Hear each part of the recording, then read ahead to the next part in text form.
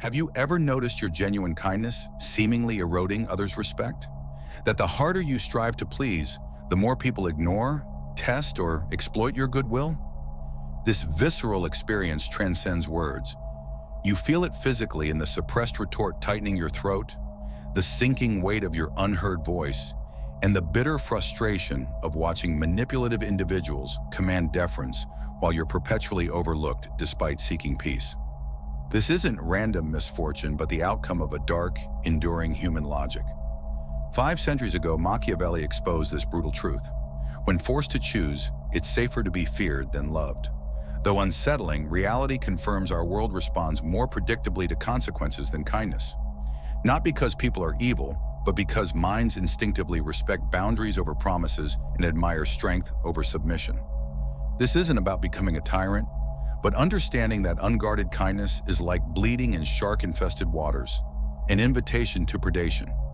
If you're exhausted from being sidelined, overgiving, and feeling invisible, while wondering how to command respect without self-betrayal, this truth is your turning point. The fatal error lies in believing kindness, conflict avoidance, and self-sacrifice automatically earn respect. Psychology reveals a harder truth. Respect stems not from intentions, but perceived authority, built through unflinching posture, unwavering boundaries, and the strategic implication of consequence. Decades of research confirm humans instinctively heed perceived threats. When you consistently enforce limits, speak with grounded conviction, and demonstrate willingness to penalize trespasses, you broadcast an unmistakable "not with me" message. Observers register this as psychological territory marked by an electric fence, demanding caution without uttering a threat.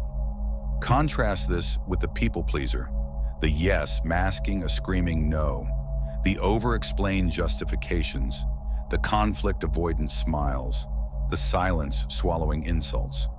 This doesn't project kindness, but permission, signaling your dignity is negotiable. Where excessive permission exists, abuse flourishes. True strength isn't aggression, often disguised weakness, but self-mastery, the power of firm silence, the unjustifying gaze, the unwavering no delivered without tremor. Machiavelli understood favors are forgotten, but the memory of consequence endures, a principle applying equally to leaders in your daily interactions. Perhaps you were taught that empathy, constant availability, and prioritizing others would be reciprocated. Reality diverges sharply. Undiscerning kindness becomes predator bait. This creates a cruel dilemma. The nicer you are, the more vulnerable you become. You question yourself, am I too nice? If I change, am I betraying myself? This paralysis stems from conflating strength with corruption. Here's the unspoken truth. There is no true kindness without self-protection. Kindness that cannot set boundaries or recognize exploitation isn't virtue, it's naive self-abandonment. Psychology identifies this as validation dependency, addiction to the good person role.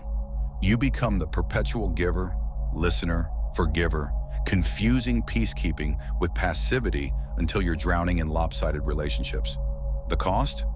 Losing others' respect and catastrophically, your self-respect.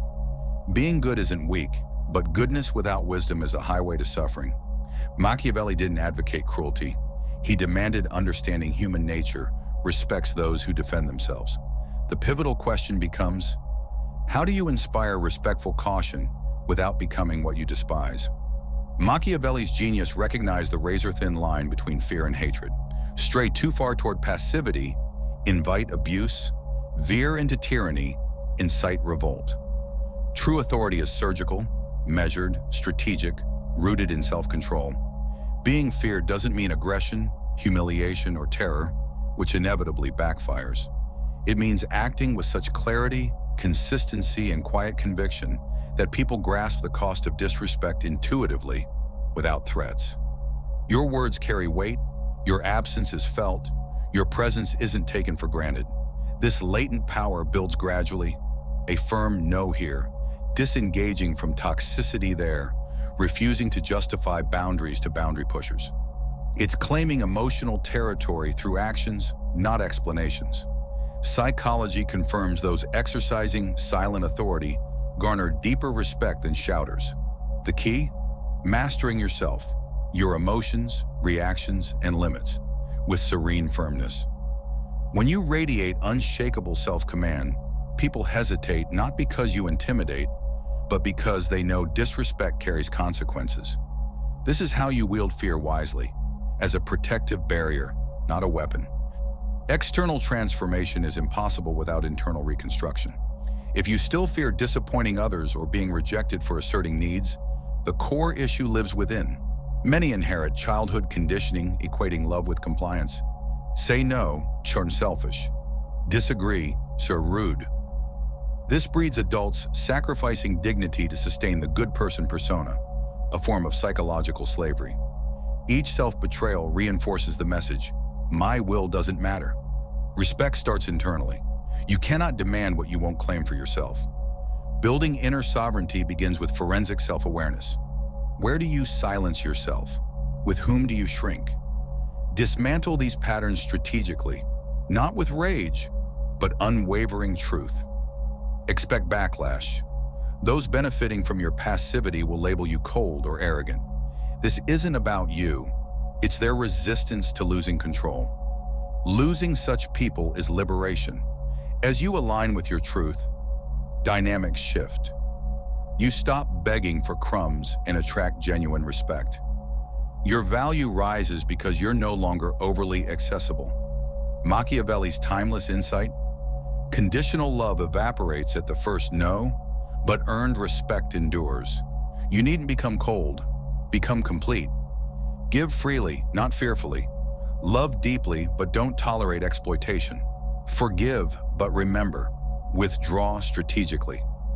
This is how you become unignorable, not by shouting, but by embodying the immovable strength that whispers, not with me, not anymore.